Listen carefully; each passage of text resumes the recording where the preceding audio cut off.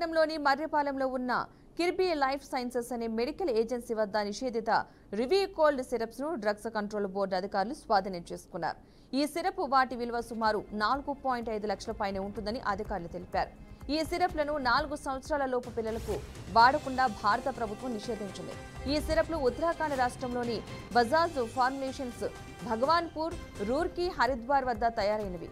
ఈ సిరప్స్ లో క్లోర్ఫెనరమిన్, మాలియేట్ plus ఫినైల్ఫ్థైల్ hydrochloride మిశ్రమం ఉంటుందని అధికారులు వెల్లడించారు. అయితే ఈ సిరప్స్ పై తప్పనిసరిగా 4 ఏళ్ల లోపు పిల్లలకు వాడకూడదని అనే హెచ్చరిక లేబుల్పై ముద్రించలేదని తెలిపారు. దీంతో ఈ సిరప్ ను చిన్న పిల్లలకు వాడే ప్రమాదం ఉందని, ఈ నేపథ్యంలో డ్రగ్స్ అండ్ కాస్మెటిక్స్ చట్టం సెక్షన్ 26A కింద బజాజ్ ఫార్ములేషన్స్ కంపెనీపై కేసు నమోదు చేసి కోర్టుకు అప్పగిస్తామని డ్రగ్స్ ఇన్స్పెక్టర్ శ్రీనివాసరావు తెలిపారు.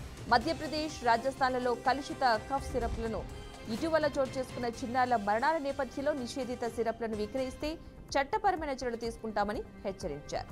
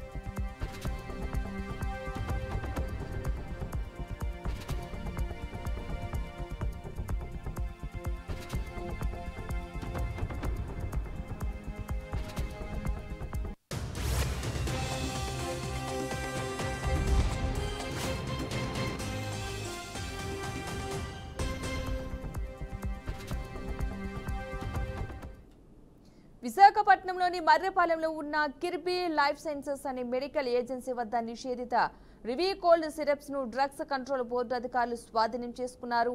ఈ సిరప్ వాటి విలువ సుమారు 4.5 లక్షల పైన ఉంటుందని అధికారులు తెలిపారు. ఈ సిరప్లను 4 సంవత్సరాల లోపు పిల్లలకు వాడకుండా భారత ప్రభుత్వం నిషేధించింది. ఈ సిరప్లు ఉత్తరాఖండ్ రాష్ట్రంలోని బజాజ్ ఫార్ములేషన్స్ భగవాన్పూర్, రూర్కీ, హరిద్వార్ వద్ద తయారైనవి.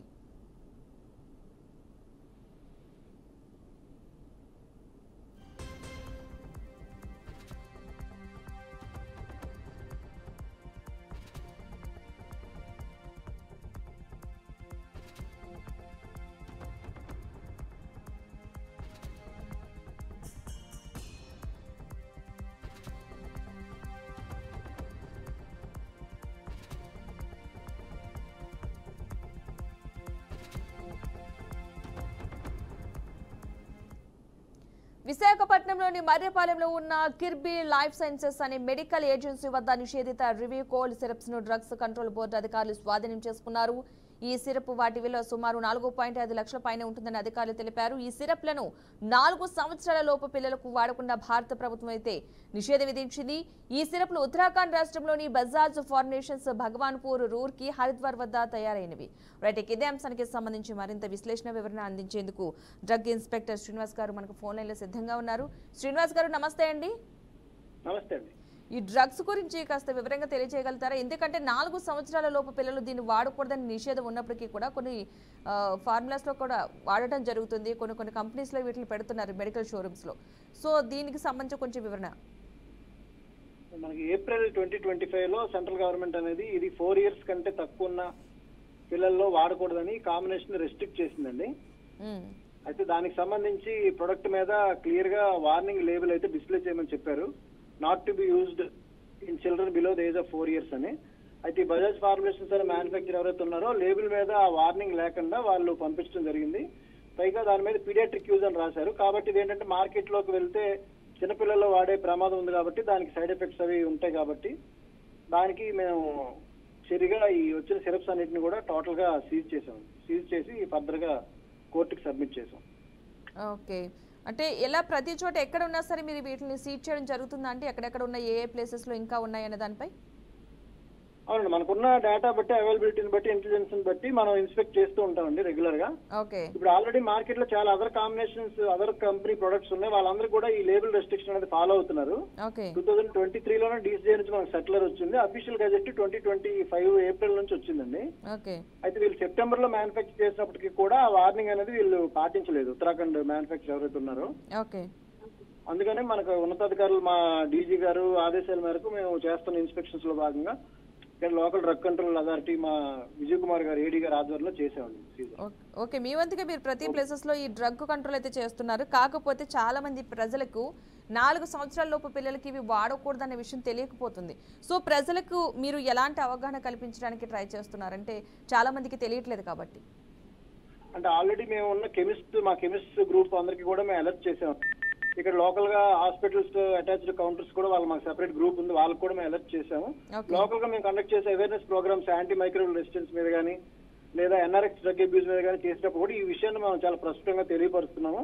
ఆ గవర్నమెంట్ నుంచి వచ్చిన గజెట్ ఏదైతే ఉందో దాన్ని కూడా మనం అందరికీ సర్క్యులేట్ చేయడం జరిగిందండి. ఓకే, అంటే మెడికల్ షాప్స్ లో చాలా మంది తెలియక తీసుకుంటారు కదా, అక్కడ కూడా మీరు అవేర్నెస్ కల్పించే విధంగా అక్కడ మెడికల్ షాప్ లో కూడా స్ట్రిక్ట్ రూల్స్ అయితే పాటించేలా చేస్తున్నారా? అవునండి, అందుకని ప్రిస్క్రిప్షన్ లేకుండా అసలు ఇవ్వద్దని చెప్పామండి. ఇప్పుడు డాక్టర్స్ ఆల్రెడీ అవేర్నెస్ ఉంది కాబట్టి 4 years బిలో పిల్లలకి డాక్టర్స్ ప్రిస్క్రైబ్ చేయడం లేదండి. ప్రిస్క్రిప్షన్ లేకుండా మీరు ఇష్యూ చేయొద్దని చెప్పి మనం స్ట్రిక్ట్ ఇన్స్ట్రక్షన్స్ అయితే మనం ఇచ్చాము.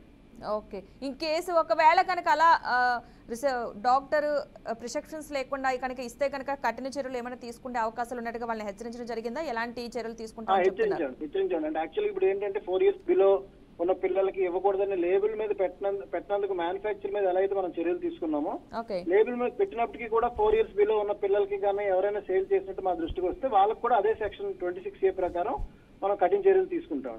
Okay, right. థ్యాంక్ యూ అండి శ్రీనివాస్ గారు. Thank you.